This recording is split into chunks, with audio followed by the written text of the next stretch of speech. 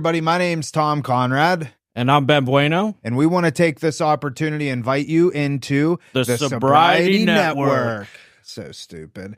What is this consist of? This is on Facebook. This is a Facebook group that we put together. We welcome anybody that has been affected by addiction in any capacity, whether you're a family member or a loved one that knows somebody that's been affected by addiction, or you yourself are in recovery. We want to welcome you there.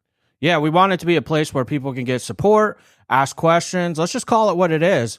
If you've been through treatment, that's only a short period of time of your life. You can't possibly cover everything. Sitting in an hour-long meeting or getting with your sponsor, you might not be able to cover certain topics.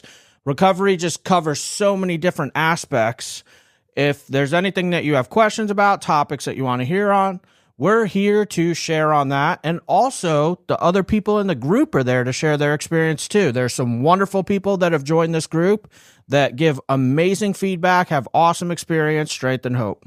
So you can go to Facebook and just type in the Sobriety Network, click join, answer a couple questions, and we're excited to see you inside. Everybody, in today's episode, it's myself, Ben, and Johnny. Johnny comes on the show to discuss a book that he recently wrote. It's called Something to Read. It's a perfect book for somebody that is early in their journey of recovery, even if you're a parent or a loved one, and you want to have an upfront view of what they are probably thinking in their first 30 days of getting clean. This book is going to be a great resource for you. On top of that, we're getting into Johnny's situation with his getting clean and getting sober. He actually grew up in Jamaica. We get a lot into his story and finally what drove him to put down the drugs and live this life of sobriety. We discuss marijuana and what it was like for him when he thought that he could just smoke one time and what it did for him in the long term and how it really affected his brain and living sober, and ultimately what brought him back to a life of sobriety. We cover all that and more. Enjoy the show. We've done over 400 of these episodes. Yeah. I love it. Still figuring it out. Here we are, Real Recovery Talk. I am your host, Tom Conrad. In today's episode, we've got Benjamin B. What's happening, everyone? And we also have Johnny A. Hey, what's going on, guys? First things first, thank you for tuning in on the podcast app, whichever one that you choose to use, and thank you for watching on YouTube. In the end, if you have any comments, questions, or concerns, you can always reach us. info@realrecoverytalk.com. Again, that's info@realrecoverytalk.com. And ultimately, we want to help you turn your mess into your message, right, peep? Yes, sir. Also, go to realrecoverytalk.com. On the front, you're going to see a little link that says schedule a call. Click that. You're going to get 10 or 15 minutes to talk with us about your current situation, no matter what it is. If you have somebody in your life that you need direction or insight on how to handle the situation, if they're struggling with addiction, schedule that call with us. It is free. It's absolutely free. And we'll give you pretty much as much time as you need. Also, go to realrecoverytalk.com/guides with an S, GUIDES. And there you're going to see our catalog of guides. Pick whichever one it is that you want. Put your email in, download it, hang it on your refrigerator, read it. Some of them are assessments, complete them. And very valuable tool for you to have. Also, go to realrecoverytalk.com/services if you would like a 1-hour call with us. You can go to realrecoverytalk.com/services, either myself, Ben, or Tambini. Whoever you want to talk to, click it and put the information in, and you're going to schedule the call with us. Last but not least, Ben, also go to the Sobriety Network. Ooh. That's going to be our Facebook group. It was Real Recovery Talk Facebook group support. It was Real Recovery Talk support group, but we since have rebranded it to the Sobriety Network. So go there, answer the questions, and we're going to let you in. It's a platform for you to, ask questions, have community, build, just rapport with other people that are in recovery, but it's open to absolutely anybody. If you're a loved one or a parent and you have somebody in your life that struggles with addiction, that's going to be a good place for you to be, and vice versa. If you're in recovery and you just want to build your network of people, ask questions, see my stupid random posts in there every now and again, go there, the Sobriety Network on Facebook. Yes, how we doing? Good, good. Wow, what an introduction, huh? Yeah. You out of breath? I'm out of breath. Yeah. Woo! Good Tom thing- forgot to hit record the first time. And I'm running. I'm Like, he running just on. threw that back again, like just ran it back, like. Yeah, it's gotten pretty easy at this point. What I try and do is say them in a way, because in editing, it makes it easy. Anyways, You look tired today, Tom. I'm very tired. What were you doing last night? I was at Disney. Left Saturday and drove up to Disney World. Was at Disney all day Saturday into the evening, and then all day yesterday into the evening, and drove home last night. I got home at like 12:30, and then I'm amped up, like I'm tired the whole drive home, and then I get home and I'm all of a sudden not tired, That's the worst. but it was fun. Did all the roller coasters, did Tron. Levi rode Tron, which he's not a roller coaster person, but I told him I'd pay him $50 if he went on it. And he did. Yeah, he did. So now I owe him $50, but he You didn't liked pay it. up right there? No, well, he I'm gonna tell him wanted to collect. he wanted paid. He wanted paid right then. I said, well, I'm not giving it to you right now, because one, you'll lose it. I'll give it to you when we get home. Well, I woke up this morning and his room was absolutely trashed. So I said, I'll pay you when I get home from work, pending this room's clean. That's With dirty, conditions. dude. With Yeah. conditions. So What? yeah, bro, parenting 101, man. Keep it in your back pocket. That was dirty. You do this, I'll give you $50. But hold on, I forgot to mention. Clean Bro, your he's getting too. $50 for a 1-minute roller coaster ride. Oh. And Hattie, I took her on Slinky Dog. That's her favorite roller coaster. We saw that on the Facebook Sobriety group. Network group. Yeah. Nice. And then I took her on Guardians of the Galaxy, which is by far the best roller coaster I've ever ridden in my life. Wow. And she went on it, and I was like, she's 6, and she just barely makes the cut height-wise, right? You got to be 42 inches. But she has had no issues riding any roller coasters, but this one I was a little nervous because it's intense, dude. Yeah, that's a big statement, man, to say is the best one you've ever ridden. By I'm like, far, man. hands down. You can't even they don't have a standby line. You can't wait in line to get on this ride. You have to go on. I actually paid $30 for me and her to each go on. And like I had to get on first thing in the morning on the Disney app and pay $15 each. And the only slots they had available were 7:30 at night. So they call it the lightning lane, and all these rides are like, well, that one in particular, yeah, there is no standby line. Wow. That's like people are. So anyways, we get on this ride, and I'm nervous for her. I'm like, this is either going to make or break her whole trip. And it was the very last thing we did before we went back to the hotel to get cleaned up to drive home. And she flipped shit.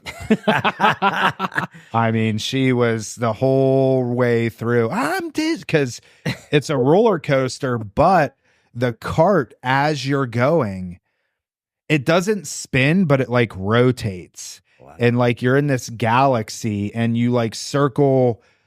You're in a galaxy, and you circle this other galaxy, and then you circle this moon. They got a bunch of music playing, and you're going fast too, but it's all indoors, and it's like dark, and it's wild. But and then as soon as we're done, I look at her and her face is literally frozen. I'll have to put some B-roll in the YouTube video for people to see it, but it was fun. Great time. Got home late. So yes, Ben, I'm tired. I'm on, I think, my 4th cup of coffee up to this point. I need a cup. And we got Johnny here, who's got high energy. So Have you had What's up, any guys? caffeine today, Johnny? I had a cup of coffee, yeah. Did you? Just Yeah. one? Yeah. That's wild, Yeah. because this dude's off the Richter Yeah, scale. yeah. man. Like, Like, bro, simmer yeah, that down. morning. no, it's good. We haven't like, woke up yet here. So let Yeah. me do a brief introduction here. Johnny, full transparency, I don't know you. I met you today, but Yeah. Ben made this connection a while ago. And Through Brave. through Brave, who has been on the podcast a long time ago. But anyways, Johnny's here, and Johnny wrote a book, and it's called Something to Read. Yeah. Pretty, and to be honest, and we're going to go through this book. It's we're not going to obviously read the whole thing, but it's a very simple read. And Johnny, we'll obviously let you describe the book and kind of the motivation behind it. But before we even get to that, tell us a little bit about yourself, where you're from, and what landed you into recovery. Man, I don't think we have enough time to jump into that whole arena. Give us the elevator version. The elevator, yeah, I mean, numerous. I mean, I've been to 3 rehabs, lived in the islands, Cayman Islands, Jamaica, knew from years ago, even as a kid, younger, like teenage, that like when I started drinking, the whole thing, something was different than from how I loved it. Like I fell in love, and like, it was like, I knew that I something about me and the way this thing had me was different from other people. I knew from the rip. I didn't know what it was, solution, anything like that. But yeah, it took me on a roller coaster ride and landed me, first treatment, learned a lot of things, established a relationship with higher power God, had to fall a few more times, second, third, third treatment was kind of like jail. And then, from there it was like, I'm done, man, surrendered. Lived in Vero Beach with family, and then I ended up coming to Boynton for recovery. And then, yeah, man, the whole works, man. It was a roller coaster. How old were you for the first treatment? 26, 25, maybe. How old are you now? 42. You're 42? Yeah, 42. Oh my gosh, Ben. Yeah, man. We're using the wrong face products or something. I know, dude. Yeah, 42, 2 kids, married, all that stuff, man. Good moved for you. all over the world. Had the craziest experiences in recovery, outside of recovery, all of the above.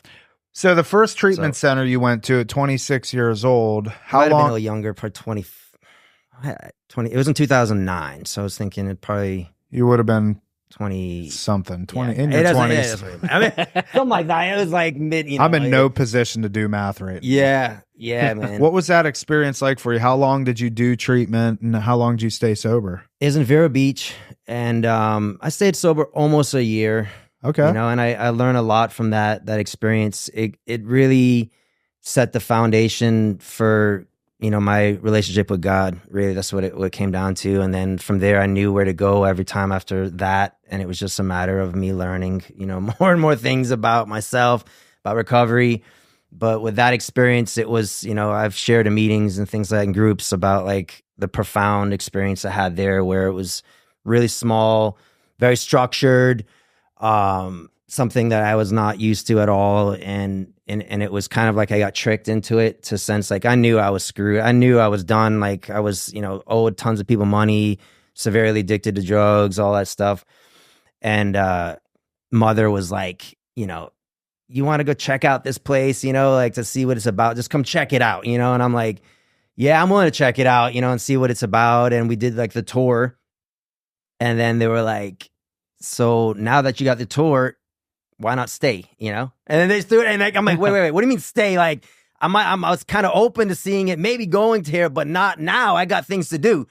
They're like, what do you got to do? And I was like, well, yeah, I had to finish what I had to do. I owed tons of people money. I owed on the car. I had to go to work. Work needs me, which I was a slave to, because I like worked to get high and got high to go to work. So it was like, like anything in between. I was just like, so what were you doing for work? Curious. Working in a restaurant, Okay. and making good tips, and the whole thing. And, I thought I was doing so well, but yet like every night I spent every dime I had made that night. Yeah. And then I knew the next day I'd remake it. And I was like, but I had to get my fix to go to work, or I was sick as hell. I got really involved in pills and all that crap. Yeah. So it was kind of like a slave to it. They, I did the tour of this rehab, and they're like, I think you should stay. You should stay, and I was just caught off guard so bad. I did not know they're going to throw that at me. And I like had to like really process, analyze kind of like where I was at. And I was like, I don't know, man. Like, I'm done. Like I was done, especially if anyone's been involved with the pill thing, how bad it is when you're sick and you're just chasing that to just maintain. And you're dying, and you're, it's living hell. That's really what it is, my experience, living hell. So yeah, I went there and these people, it was small, real structured. And I was like, oh man, like, what is this? Where did I get myself into? And there's probably like 15 people there. And they showed me like kind of like this like foundation, this thing that's like kind of more of like old school, back to the like the basics recovery, you know, AA kind of thing, where it was like, get on your knees and ask whoever it is. You don't even have to know what you're asking. Help, please keep me sober. Help me, please, whatever's out there, just get, you know. And it was like, throw your cigarettes or keys, you know, onto the bed, the whole thing.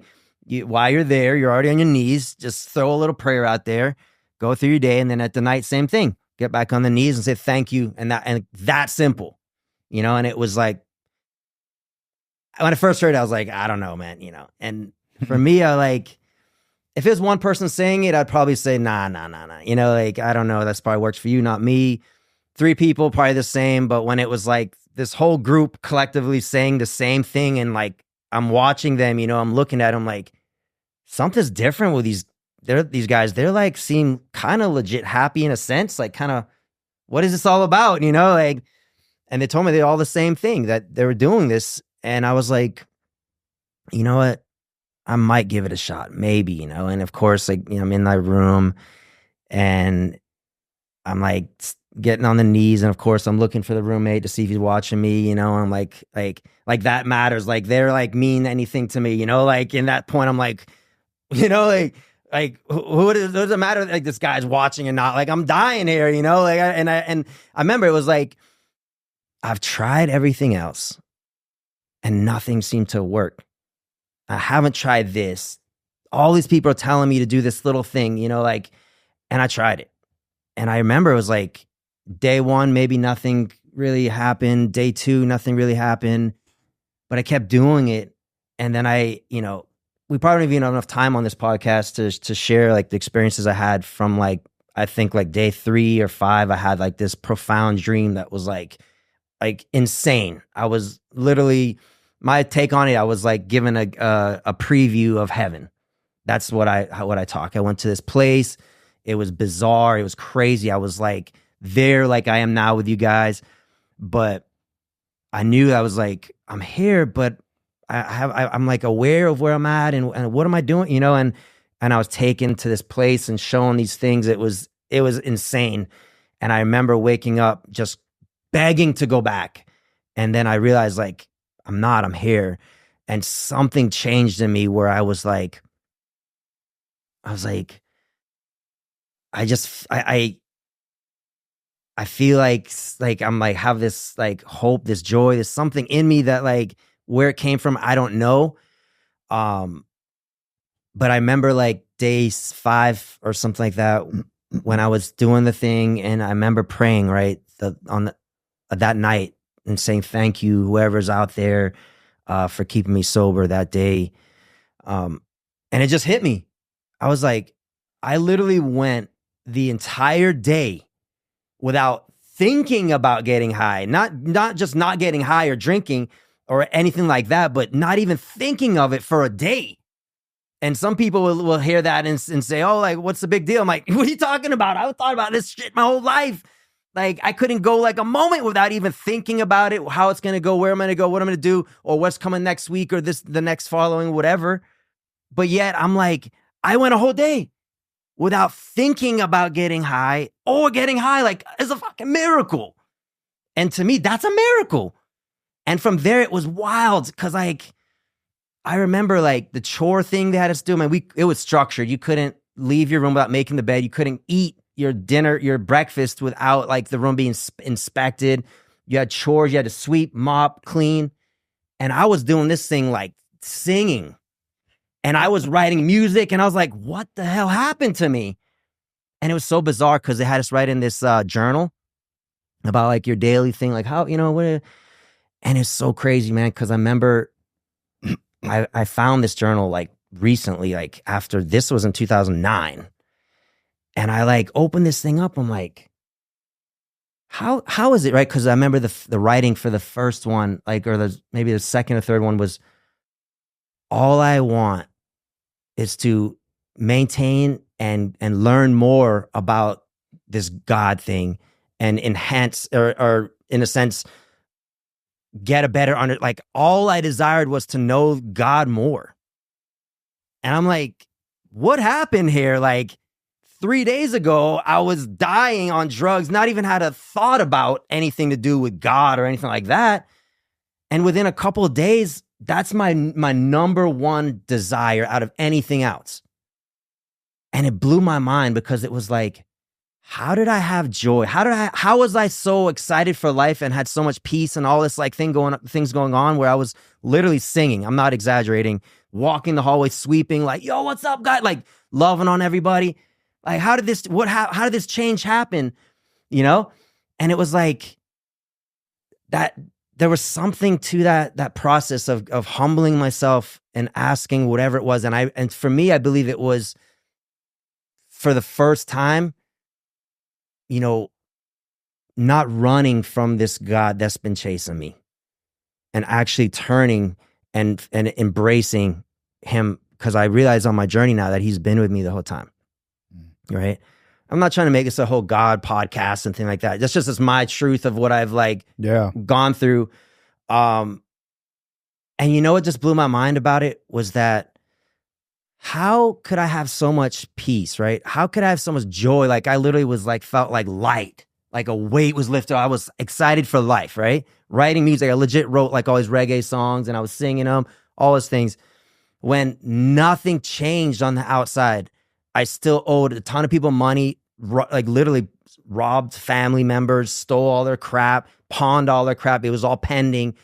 Everything on the outside was still the same. But yet I'm like in this like place of like euphoria, you know?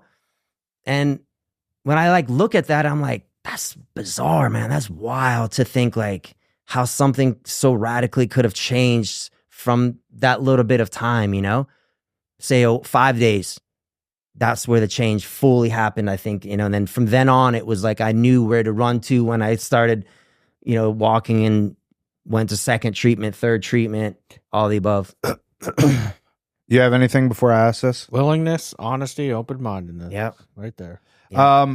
So let's fast forward, because some of the listeners will probably think, okay, well, Johnny, you were on such a spiritual hilltop. You were seemingly doing amazing for a year. Yeah. What happened to where you had to go to treatment the third time? Like where did you fall short? Because I think there's a lot there. Yeah.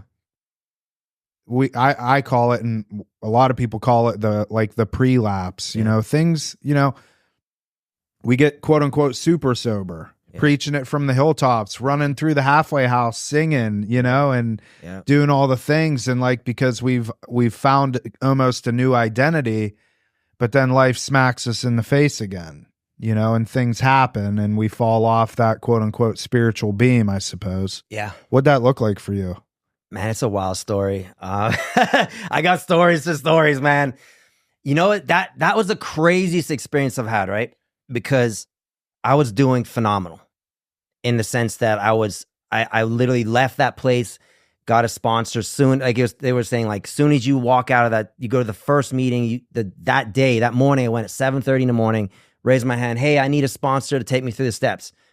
Someone reached out to me and started the journey, right? Sponsoring guys on, like you said, on that hilltop, doing really well. And I was about probably 9 months of that, 10 months. And I learned so much from this experience because it was so wild. I was big into the reggae music industry, and I love Collie Buddz, right? Like at the time, it was when he first came out, Collie Buddz, and I was like, wow, this is like, I love, and what it was that.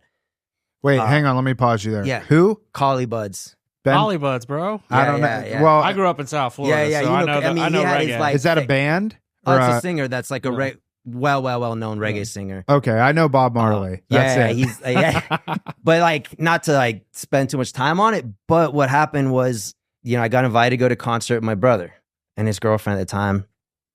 And it was crazy, man. Like I literally, like, people, like, I try to like analyze what happened, right? Where it was like, you must have been like slack on meetings. You must have been like doing less of this or less of that. Or You whatever. had over a year too, right? No, this was 9 months. Oh, 9 months. Okay, right? I was sorry. coming up, like 10 months, 9 months Gotcha. area. And I remember my brother's like, yo, let's go to this concert, right? And I was like, hell yeah. Like, and I was free. I've been to events, concerts, like things like that where when, I know from sobriety, you can go anywhere and do anything in a sense. Like, you're not like held to like, you can't go here, restricted from here, and for the most part. And so I was like, yeah, I'll go to that concert. Like, hell yeah, I'll have a blast, and no thought of getting high, no thought of drinking, no thought even crossed my mind, right? And I remember this so clearly. I was in the car with my brother in the back seat, and there was him and his girlfriend. I was behind her, and we're driving. And about halfway there, you're like, oh, we're gonna roll up this blunt. I'm like, cool. Like, do you mind? I'm like, no, bro. Like, what do you mean? Like, I don't have a desire to smoke. I would never. I don't want to. Like, honestly, like, it was not even a thought to like want to. Wasn't preloading it. Like, maybe, nothing. And it was so bizarre. Like, they're like, all right, like, so they were smoking it, and I was in the back seat just chilling, right? Like, just living it up, like excited for this concert. And I remember as they started smoking, they started like trying to like hand it back to me, kind of just out of like instinct, like, here, you want to hit, and I was like, nah, like, no, of course not, no, like, right? And what was so wild was that like in 1 second, in one moment, I had this thought, and it was like, my brother, he's seen me and what I've gone through, and he knew like the crap that I had to go through, and he visited me in rehab. And it was like the weirdest thing. It was almost like, if he thinks it's okay, then like it shouldn't even be like I don't know where that thinking came from. It was like bizarre. And like literally like they did the thing again, like after me saying no about 3 times. And I just said, yeah, let me grab that thing. Not even thinking, not even like having a thought. Just, yeah, like, great. I was like, oh, and then of course, my brother looks at him like, yo, you're smoking. I'm like, yeah, but I'm good. He's like, you good? I'm like, I'm good, right? You're smoking. He handed it to you. And I was like, and I started smoking this blunt. And I mean, like, it was bizarre. I was going to my home group every single morning, sponsoring guys, the whole works, praying that morning, everything. So I'm like, what the hell happened, right? I go to the Collie Buddz concert. I have the time of my life. I'm smoking. Drinks, bring them. Like, instantly, like, just all of a sudden, bring them. I had the girls, like, around me, and I was dancing, singing word for word. I had the time of my life. I went home. We played some PS2 or whatever it was at the time, smoked more with my brother, and I was like, holy shit, this is amazing, right? And that's even what I wrote in the book too, was this thing where, I was like, the biggest consequence, I think, for me, just for me, is no consequence. Because the second I don't have a consequence, like that day, I was convinced I something changed where I could successfully smoke and drink on the weekends, and do this thing. And that I maybe went through a stage, or I don't know what it was, where I was convinced I was good. And it was the most bizarre thing, because I had the time of my life. I left that place. I was like, I can have what I love again. Like, it was like when I first started smoking and partying and drinking when I was a kid. The girls, the music, sing, finally the earth come up, the whole thing, singing word. And I used to love smoking with my brother, and we, playing video games till like 2, 3 in the morning. Woke up and I was like, oh man, like that was so great, And what happened was that I had like this moment where I was like, nobody knew really what happened. Nothing really changed. Like, I still had my job, this good job, this girlfriend I was with that was really nice, and car was clean. I'm just going to slide this one under the rug and kind of just play this game with myself. And I wrote that in the book too. It's like the whole thing where it's like, if I do something, right, nobody sees it, right? Do I really think I got away with it? No one saw it. But the truth is that I knew.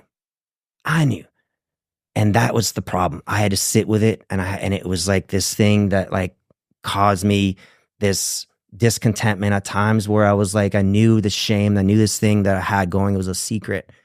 And for me, it left a gap, a window, a door open for evil, I call it, to speak those bullshit lies that like, hey, let's do this. And then little started creeping in more and more like, what about your boy that had those pills? I haven't talked to this guy in years, or like it seemed like years. I'm gonna give him a call just to see how he's doing. I even remember driving by a dude's house, kind of like, is my boy Tyler there? Nah, and then, you know, and we all know what happens after that, man. But I remember going to meetings and I was like, had the sponsor and the guys, and I slipped this under the rug, and I was like, yeah, I'm coming up on a year, like doing really good.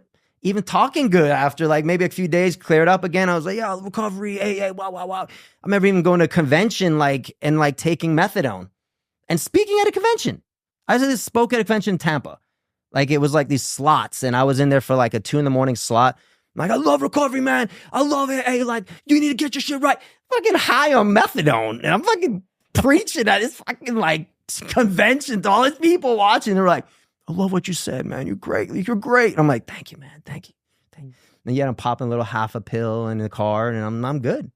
Fucking crazy insanity, you know? Wow. Ben, you talk about that a lot, where like the smoking pot, and, you know, because marijuana maintenance, you know, is a thing, and it seemingly can be harmless to some people. You know, I know people that have, you know, went to treatment and all the things for heroin, opiates, benzos, whatever the case. And, you know, they smoke weed now and whatever, they're fine with it. Whatever. To each his own, I suppose. They call it Cali sober. Yeah. California sober. Cali sober. But I like what you said. And Ben, you talk about this a lot, like how it's nobody does know but you. Yeah. And that, I think, is arguably worse, because we're so used to, when we're in our addictions, like hence why we even have a fourth and a fifth step, our tendencies are to keep everything in. And that is what drives us to just get deeper and deeper and deeper into our addictions. And then we have this whole recovery side of things, to where it's about open-mindedness, honesty, and willingness to share these things and to be open with people. But yet we want to keep that in. And then it just, I think that can eat at our core, like a lot worse than like, hey, I went to the Cali Buds concert, you know, and, you know, you wake up the next morning, call your sponsor, hey man, I fucked up. Yeah. Call the sponsees, I fucked up, you know, but you didn't do that. And then it just, you know, drives you deeper and deeper. So let me ask, well, Ben, do you have anything on that? Yeah, just, you know, I'm thinking back to like the situations I've had that are similar. Yeah. And it's like, it's the hypocrisy for me that eats me alive from the inside out. Like, and I talk about that a lot when I first started sponsoring guys. Dude, my behavior was questionable. I'll call it what it is. But then I'm meeting with the dude, sitting down reading the big book and saying, live by these principles, do this, do that. And like, I'm sitting there like checking myself in my head like, dude, I'm so full of crap. They don't know that. Yeah. You know, they think I'm Captain Recovery.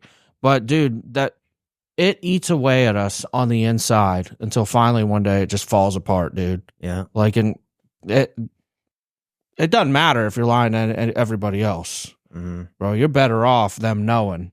Because that lie to yourself is the worst lie, hands down.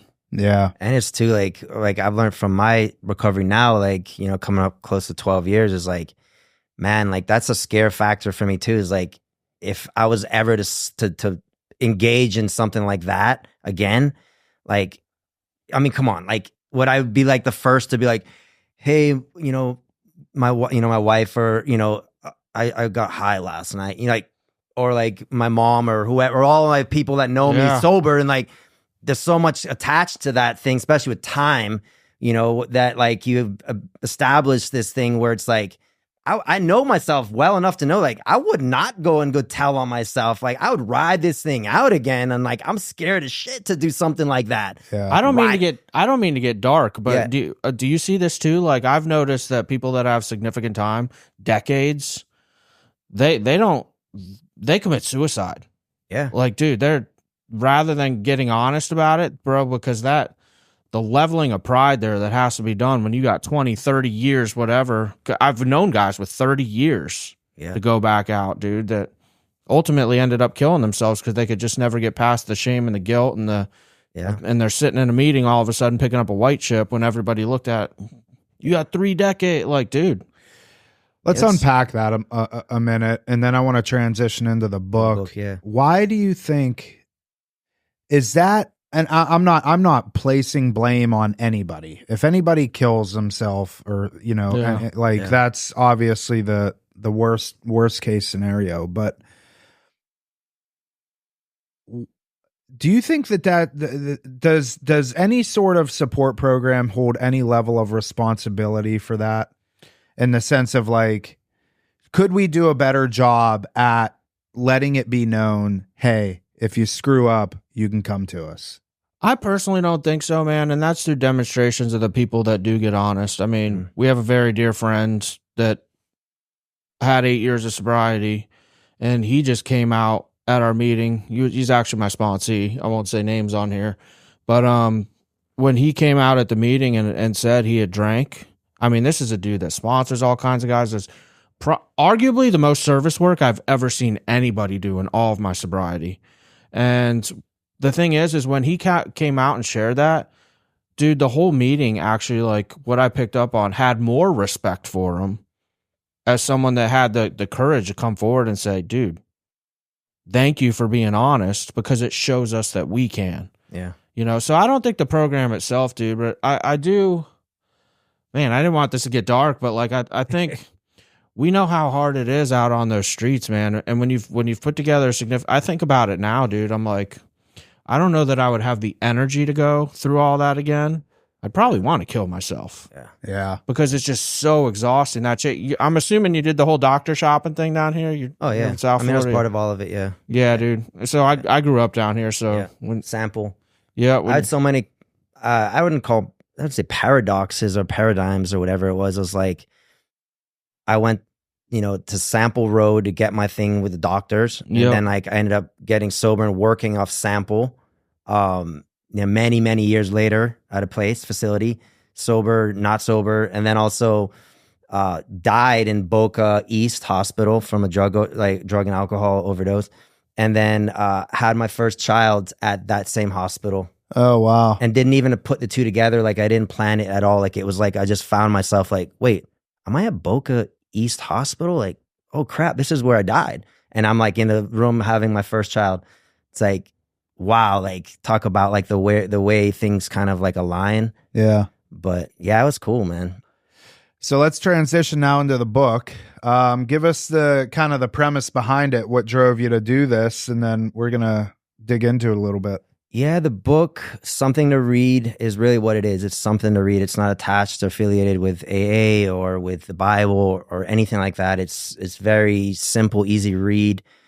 It was inspired like when I was working at a facility and I saw like, I have these, I wouldn't call them like God dreams or God visions, to where it was like I asked like, hey, like, where do I go next? Like, what's going on? Like, what's the next thing? Like, what do I do? Like, help me with something, because I'm here and I feel maybe stuck, or I don't know what it was, but I just had this like vision of writing this book and a place for it. I saw like a specific place for it, and it was for the newcomer, for the person that when they first come in, it's sitting there on that like desktop. That's what I envisioned was this book was sitting there, take it or leave it, and it's there for people when they come in and they're completely lost, confused, not knowing what's going on.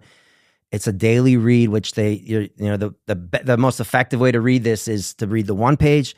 Don't jump, then read the whole book. It takes away from the 30-day journey. It's a 30-day write. It's written first person. And it's in a collaboration of like my experiences being in treatment, working in treatment, and like thousands of other people's kind of thought process going through that same, the mindset, being confused, lost, the ups and downs, I'm leaving, I'm coming, like all these things.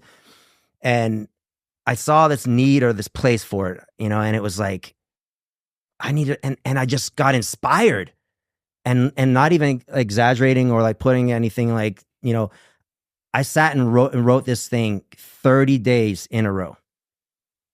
And every night my wife was like, you're going to do this, because I had told her, I was like, I need to write this. And like, I started having the momentum. And then like, it was funny. Like, that's just a good thing about having for me, a good wife was like, like she held me accountable. She was like, cause I came home some days like, I'm not writing today, man. Like, I'm not, like, I'm tired. Like, I'm tired. And she's like, no, you're going to write. And I'm like, for real? It's like, yeah. I'm like, damn, all right. And I wrote this thing out 30 days, and it was exciting to read. And then I put it down for probably years. Like, it was like one of those things that it was like, I wrote it, tried to get it edited a little bit, and then just life moved on. Moved to Cali, years later, came back, and then like an alignment again, where it was like, I quit the day job to take care of my kids, to eliminate paying a babysitters and all that stuff, and be a full-time dad almost. Also started driving for a company, a rideshare company, which has been kind of, I don't know, but took on that. And then I just happened to run into a friend that got a book published, like literally. And I was like, wow, like, where'd you go? And that just set it off. I was like, let's do this. And then put in a bunch of work. And then here it is, got it edited, had a lot of like trial and errors with the editing process. But to go more into the book, it was inspired, and it's meant, specifically for the new person that's, and I put myself in the position too. I'm like, I came in, I couldn't, like, when I read something, especially coming out of a big fog from all the stuff I was doing, I couldn't retain anything. Like, so I would try to read the big book, like off the rip, or try to read something else that was more deep, or, I couldn't understand. I couldn't remember the next page. I would literally read one page and I was like, what did I just read? Like, I don't even know what's going on here. Also, people that come in that don't want to, like I said, don't want anything to do with the Bible or AA or NA. Like, they don't want nothing. And they're like prejudiced. So if they see that thing out there, F that. Like, hell, get that out of here. But when they see something beautiful, like the book, the way it's, I looked, the palm trees, the mountain vibe, and the name's just like for what it is, something to read, take it or leave it. And a lot of cool things are happening with it. Like, it's been a hit. The feedback has been phenomenal. My heart coming on this show really was that I want this in facilities to be used for where I saw and envisioned it to be. Because I've had numerous friends, family, people buy it, support it for the cause, all the great things. But I want this thing where I saw it to be. And like, it's crazy because there's been so many places that have like ghosted me for no reason. I'm like, I'll give you the books. Like, it's not even about the profit or anything. I just want to see where it was meant to be. Like, and what and I honestly believe like it will help the newcomer, man. I honestly believe that it would, the heart behind it is that you're not alone. You're not feeling this for the first, like, you're not the only one that's feeling this crazy thing or thinking this crazy talk about this and that. And it kind of, for business owners, things like that, it's like, hey, this is like an enhancement to the process. Like, it's not going to like keep them sober and like do these big things that you could think. Maybe it might, but it's just another level to where like the person that's like, I'm getting the hell out of here. Like, I'm dying. And they see it. Let me chime in here. Yeah. Dude, like, so we've had people bring books in here before, I'll be straight up, and nothing against those at all. They've great content, etc. if you sit down and you read it. You just handed me this 15 minutes before you hit record, dude. And it is so simple. Yeah. But I was like, whoa. Like, dude, and you said not to read one page at a time. Like, I can't help it. I kind of want to read every single page, dude. I'm like, what does day 3 say? But I want to take a second just to give the listeners an idea of like, because I think it could be summed up really easy. Yeah. Where I've been glancing through it, and I'm like, it's almost like you're beating them to the punch of what an addict is going to be thinking in the day that they're in. Mm-hmm. The stuff that we have to address when they bring it up. Yeah. It's like you're ahead of it. If they read this first thing in the morning, like for instance, I'll just do part of day 1, but then I found day 4 funny. Oh, there's but a lot of gems in there. yeah, I'm sure, dude. Day 1 is just to give an idea, very simple. I'll read like the first few lines. How did I get here? Is this really where I'm going to spend the next 30 days? Maybe this isn't for me. Am I going crazy? Stop, relax, breathe. What if this is something bigger than what it seems? Maybe I need to be here. What are my options? And bro, it's in huge font. Yeah, that's So like when I come in foggy, like you were saying, Yeah. I'm like, bro, this is like a children's book. I got this. Oh yeah. I got this. But day 4, I'm going to read this whole page. That was only Because I started cracking up. Not really sure how I feel right now. I still want to leave, but at the same time, I want to stay. I'm so lost with who I am and what I love. I don't even know me anymore. I did get a few hours of sleep last night, but my energy's gone. That dream I had was for real. I don't want that life anymore. People keep talking about God in here, and I'm not down with religion. Maybe I need to start working out and get big. As soon as I feel better, I'm going to make that money. Yep. I can't stand going to so many groups in here and all this talk about meetings. I don't think this is for me. I don't really know what I need. I'm going to hold on to that trust the process thing for now. Only a few more days. Yeah. Bro, like right there, there's so many things that we address regularly. Yeah. The lack of sleep. Bro, when you're in detox, that sucks. Mm-hmm. And you're finally like, oh, I got a little sleep. On day 4, you might get a tiny bit of sleep, dude. But you're still drained, you know, that Oh yeah. you could tell the experience is there. So like I feel like if I'm reading this, it's accurate, like with where I'm at. Not down with the religion thing. We have to address that stuff all the time, dude. Yep. The working out, we got the gym downstairs. yeah, this let's is get it rock, big. bro. And it's Yeah. like Yeah. we have to tell the clients, like, as much as we love working out and I love bodybuilding, I'm like, Yeah. bro, do 12 steps Yeah. and then you'll get big, you know? Yeah. Just the way it breaks out. I don't know what I need. I don't really know what I need. Exactly. Bro, that's a perfect place to be. Yeah. Just like Yeah. the way that I can really see like myself sitting in day 4 and being like, how'd this dude know me? Yeah. Yeah. It's wild. So I do think it would make sense. So this as far as the book goes, it transitions. It's almost like a daily devotional. Yeah. I do want to read the last one, Cool. day 30. Yeah. So I'll just start at the beginning.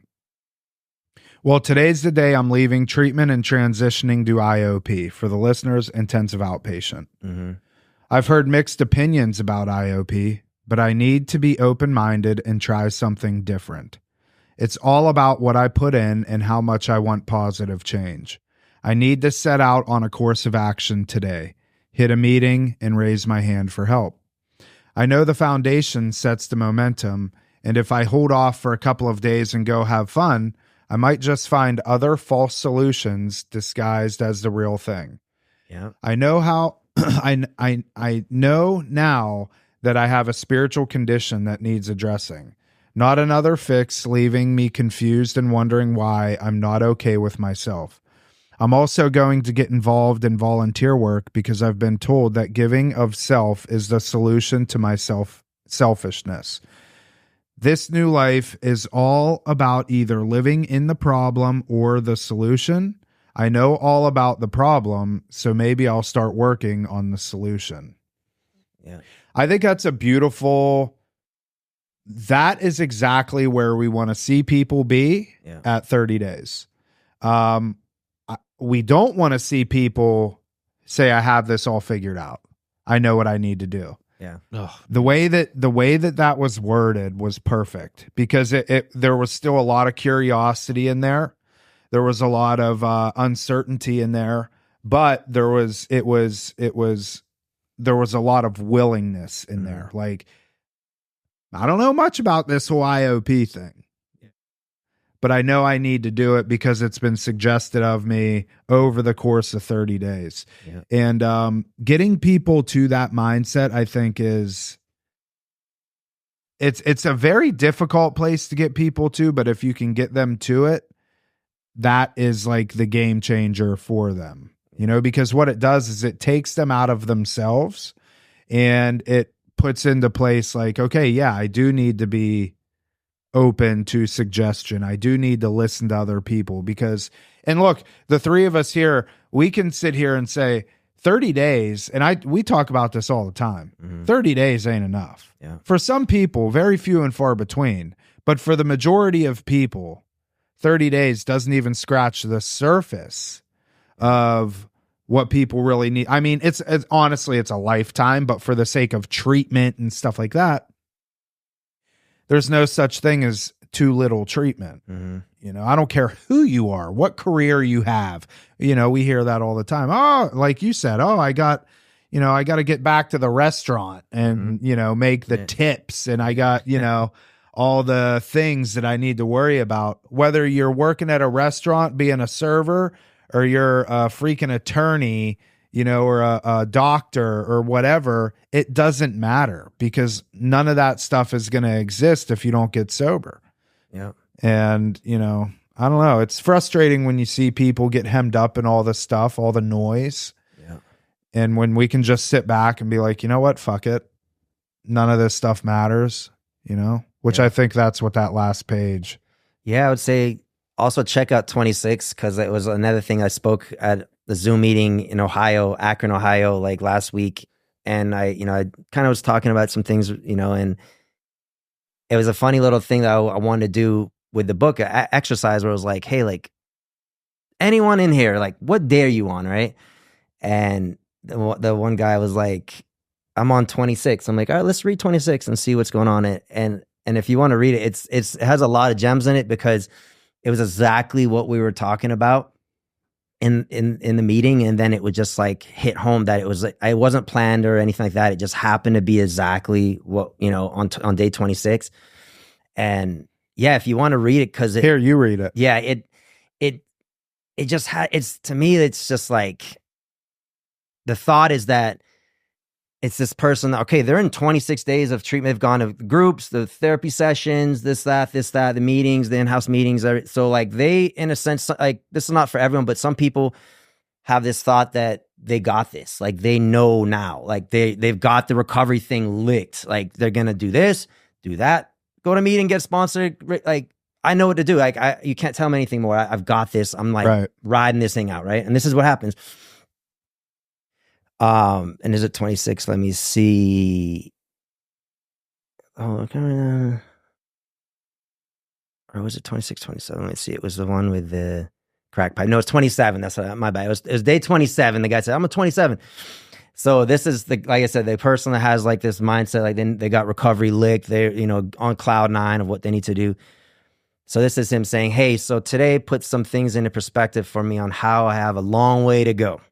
Today, and this actually happened and experienced with someone. We went to a barbecue picnic at the park to play basketball and fellowship. I was sitting on the bench outside, and I was sitting, I looked down, I saw a crack pipe. And this guy said that this crack pipe, he looked, of course, there was still some stuff sitting in there. So there was that temptation. Looked down, I was never so tempted to pick it up and finish what was left in it. And then he hit him. Like, I couldn't believe how weak I was when the temptation was in my face. Nobody would have seen it. And I probably could have gotten away with it too, because no one saw it. But being honest with myself, I thought I was so much stronger and had this whole recovery thing under control. And the truth is, if nobody saw it and I thought I got away with it, I would be the one who still knows. I could probably never get away with anything because I would be the one who would still suffer. Who cares if I cover it up from everyone else? I'm the one who has to sleep with the guilt and shame at night. You know? And that's what you went through. Yeah. But this scene that kind of happened with the crack pipe thing was someone that went through it and came and told me like how they couldn't believe that they were so tempted. Yeah. And they thought they were doing so well. And it goes to show like how much more work there is to like how far, you know, this journey goes on. But that was a cool little piece, you know, like I thought when I was like, wow, that's crazy, man. The alignment and yeah, man. Yeah. So the book itself, where can people get it? It's on Amazon. It's on Kindle. And also, you know, I can get you a copy if you want to reach out to me, I can How leave can a people number. find you? Do You have an email? It's in the book. I have like my email. I have another email that's in the works because we have a foundation we're starting Okay. to help people with recovery, which is stemmed from this, which is really cool, upcoming. If you need my number, I'll give you my number. So what I can do is I'll put the link for the Amazon link in the show notes. And I think this book is just, a couple of things. One, it's I love the idea of giving it to treatment centers or having them purchase it to put it out for their clients to read, because it's just relatable, especially with the population that we primarily work with, young adults, men and women. They all have these thoughts. And if they say they don't, they're full of shit. Yeah.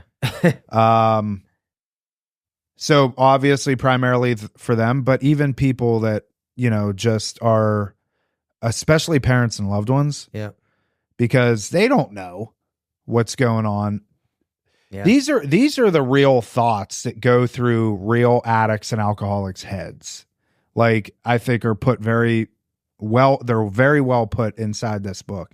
So if you want a better understanding of legit what's going through somebody's mind in the treatment process, especially like that first 30 days, that's going to be a good resource for them. Yeah, I almost feel like a parent could sit at home knowing their Oh, yeah. kid's in detox and be like, on day 1, I'm going to read this. On day 2, and that's Yeah. what my kid's thinking. Yeah. That was a kind of another thought that came after writing it and having it, published, was that like, it could be used, like we said, like in the recovery, in the rooms, like, with people coming in the facilities. But there was also this thought like, hey, like if you have a loved one or your family member that's going to treatment, you would buy, say, 2. And like you would give one as like a gift to your loved one, and then you keep one. And like you can almost like read them together day by day and kind of get a better understanding of like what they're going through, and, like kind of relate a little bit, something to talk about. And then another thought came was like, this could be used also for group facilitation. Like I've facilitated thousands of groups where it's like, what do we talk about? Let's bring up a topic. What no one knows, and it's like, pick a day. Like, hey, what day are you on? And like, there's so much stuff packed in that you could just have a topic on and keep going on. Like, well, why do you think they think that, and it could literally conduct a whole group out of just, a page in the book. Mm-hmm. So it has a lot of levels to it. And I thought that was cool too, with the gift to the loved one, because we've actually had a lot of people, family members, buy these, and they're like, wow, like I never knew. And there's even crazy stories that came about where like someone's kid stumbled on it, was sitting in the living room and read the whole thing, a young kid. And they were like, what's this? Of course they asked the question, what's a crack pipe? It was a little kid. It's like, let's talk about the crack pipe. But really it was like, it was awesome because it gave this like this, it opened this door for like the loved one to communicate with their, the younger, the person about like what they were going through. And like, they actually, for the first time, were able to talk about their recovery and like what they're going through. And before, it was shame to talk about it, or not how to even go about talking to your young kid, like what I was doing or why, or what I was thinking. But to use the book and kind of like, hey, this is, let's talk about it a little bit. It was cool. When I heard that story, I was like, that's cool, man. Like, yeah, that wasn't planned and everything like that. It was just sitting on the table, So no, that's legit. yeah. No, I love it. I think it's great. I think the next thing you should do is you should come up with a second, like a workbook for it. You know what I mean? Yeah. And like people can like read page 1 and then have a workbook version of it. Yeah. To where they can fill out like, this is what I resonated with. This is actually what I'm going through. You know what I mean? Yeah, I actually love that. I never thought about doing the workbook thing. Because it gives, the power of pen to paper. Yeah. Yeah. Like read day 1 and then this is what, some basic questions, you know? I like that actually. That's really cool. Ben, any final thoughts? No, man. Dude. I like this thing. I'm not BSing. I'm like, wow, dude. Because sometimes it's the hardest thing to come up with is the simple ideas, and this thing's so simple. Yeah, it's like just, but brilliant at the same time. Yeah. I gotta hand it to you, bro. Thanks, man. Yeah, Yeah. Less is more, and this is a good Look example. what junkies can do. Yeah, right. Yeah, and that was the thing too. And my wife mentioned it. It was like, hey, like a person that's say healthy or like, you know, seems to be healthy or whatever, reading this, they might think, well, this is okay. This is this is not like great. But I'm like, hey, she said it like, because it's not meant for them. This is not meant for the well and the healthy. This is meant for the sick, you know, like that are like in that place, desperate, alone, foggy, to where like I even like specifically had them, we edited it to where the font was giant. Like we already had an edition that was smaller. I'm like, it has to be big. It has to be all full page so they can just see it clearly, you know, and like comprehend it. So, because it's so simple, day by day. And from there, who knows, you know? So if you want to pick this book up, it'll be linked in the show notes. And I think just go on and support in any way. I mean, it's perfect for anybody if you have addiction in your life in some capacity, whether it's yourself or somebody you love. Yeah. But Johnny, I appreciate it, man. Thanks for coming on. Yeah, appreciate it. Thank you guys so much. Yeah. Honored and privileged. Open invitation. Anytime you want to come on, you let us know. Yeah. If you ever, you know, the invitation, you know, like I'll come in and tell some stories, you know, like we'll get not on the book. We'll go down some of those like little. Speaking of, did you see the Bob Marley movie? I never saw it. No. No. Oh, wow. I just didn't get around. I have 2 young kids, and like my life, like my time is so like. How old are your kids? 1 and 4. She's turning 4 next month. Yeah. So, Did you go to Jamaica with somebody? I lived in Jamaica. But like, was there someone from here that went with you? I know a dude that, and I don't want to say his name, but no, did the same kind of thing, moved to Jamaica. And no, I like grew up and went to school in Kingston with my dad and family's from Jamaica. So really? Yeah, so I lived there, and then I lived in Cayman Islands, went to school there too, and then moved back to here, and then moved back again. But that was a whole another story, you know, with Jamaica, and you know, my dad was severely addicted to crack, so that was kind of like we left Jamaica like in not the best terms. Like it was like either we're gonna get killed or we get out of here. Like we were forewarned that people in the city were looking for money. My dad, you know, the whole the family thing. And the next step is they're coming for you guys. So like we literally were told like you should leave like now.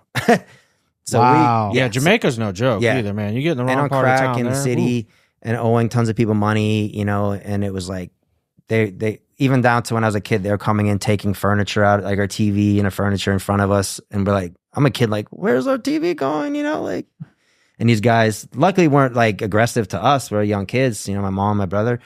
But the next step was like, we had nothing else for them to take. So they were like, now, does your brother still live down there? Or is he No, my brother lives here. He actually moved to Boynton. Yeah. Oh, nice. Okay. Yeah. Cool. So, yeah, man, a wild trip. Yeah. Well, we'll have you back on and get into some of those stories at a later date. So, all right, man. That is it for this episode of Real Recovery Talk. Thank you for tuning in.